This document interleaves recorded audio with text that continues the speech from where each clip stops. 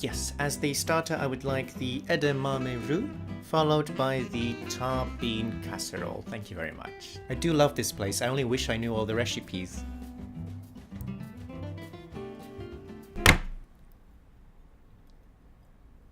I'm gonna allow myself to take a sip each time I make a pun. By the way, this is a vintage wine.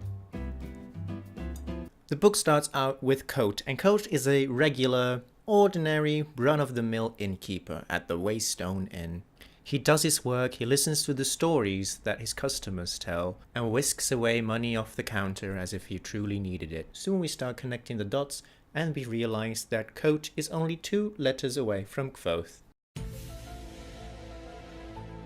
You can quote me on that. You know why I eventually started reading this book? Because I wanted to know what the Rothfuss was all about. A trick that Patrick Rothfuss uses to lure us into this world at an incredible speed is how we start off in the present and then we go back to the past. And by knowing where he ends up, Patrick Rothfuss already adds a whole new layer to the story. Patrick Rothfuss is not telling a story that goes from point A to B, it's a story that meanders through this universe that he has created. It allows us to meet all these characters, it allows us to visit all these places, and it enriches the experience that we get as a reader. Actually reading the book for the first time, the ending left me with so many questions, and I had a hunger for answers. What are demons? How do we interpret all the different stories that we got? The stories about Telu, about the Amir. What is Skrael? We don't know. Even after reading the entire book, we still don't know what Skrael is. They're spider-like creatures. They have a black skin, and it kind of burns if you put like iron on them. That also means we can assume that they don't have Frosties for breakfast. You know, I really think that the waiter should work on his French, because when I ordered this wine, he said très bon. Patrick Rothfuss can crush me in mere 3 words, and those 3 words are, and you might not agree, but just hearing Kvothe say, "We edema roux." It breaks your heart, and this whole time that he is in Tarbeen is about recovering, about regaining his humanity, about regaining his connection to the world, about his parents, about where he's from, about what he has learned from Abinthy and from his parents, about the stories and the songs that he used to sing. It's crushing to know that all of that seems so far away, and in the last 3 words of a chapter, I start to tear up. But if it weren't for all this suffering, then the joy would not stand out. When he shows up at the university and gets in on less than 3 talents, and that's really, that was the one chapter that I was reading on the train, and I couldn't wipe my grin off my face because, god damn it, that wit and that utter joy for him to see that there's a future, that there is a way out of this mess. It just fills your heart with joy. Now, that doesn't mean that Kvothe is walking on roses from now on because of the biggest dick in the universe yet there is, Ambrose. Yes, I will sip to that because that pun was improvised. Ambrose is the biggest dick you'll ever meet. Somehow that sounds like the monologue in Mean Girls. You want to know why Ambrose's hair is so big? It's full of secrets. Not only has Patrick Rothfuss created a world that is so detailed and rich in characters, in the world itself, but he also delivers on prose. And one of the scenes that shows this the most is when Kvothe performs. Kvothe decides to perform Savian, the most difficult piece to perform. And he doesn't even have a partner to sing with. However, if the Aeolian is what it pretends to be, then someone qualified will surely join in. As he plays, he loses himself in the song, in the story. And right when he needs it, his Eloise joins in. And then we are reminded of what happened in Tarbeen. In Tarbeen, he only had 6 strings as well. That's where he learned how to do it.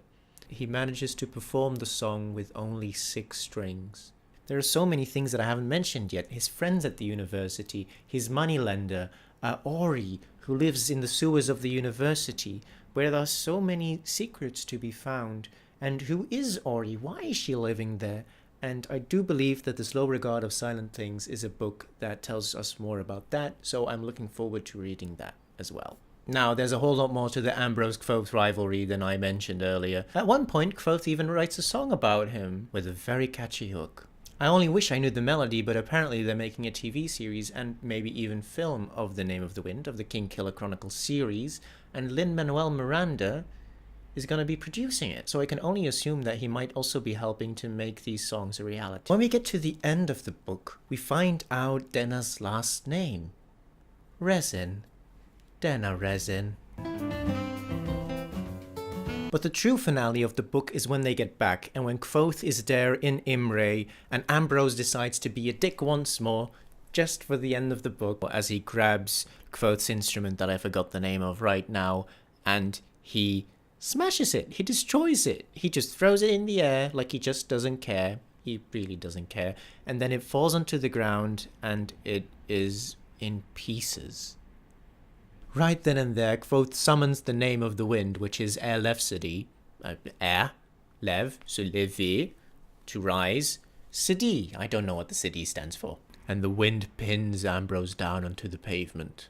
Now, this may be a joyous occasion, but at the same time, this is malfeasance. So once again, Kvothe has to go in front of the masters and explain his actions. I'm sure we'll be hearing more of Ambrose in the second book, and what I'm expecting mostly from the second book is more answers about the Kandri and what is happening, what's going on, how is this story gonna progress. I'm so excited to find out more. Even if we didn't get all the answers that we wanted, we got there. We've seen Kvothe grow to somewhat of a resemblance of a hero. This is the beginning. This is one of the small beginnings of him becoming the legendary hero that we know.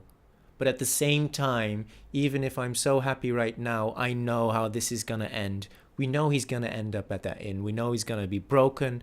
Lots of bad things are gonna happen. He's a Kingkiller. I don't know how, what? There's still that chest that he has in his room upstairs that he hasn't opened with like 3 locks on it. There's an iron lock, a bronze lock, or whatever.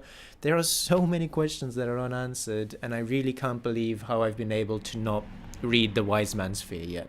Next video will be my predictions for The Wise Man's Fear, which will probably be based on the different stories that I've found in The Name of the Wind. I really want to analyze those more. And then I'll also maybe make a video about sympathy and names and how that all works. Do you want to know how the Masters of the University keep their cool? There's only one Kilvin. Don't you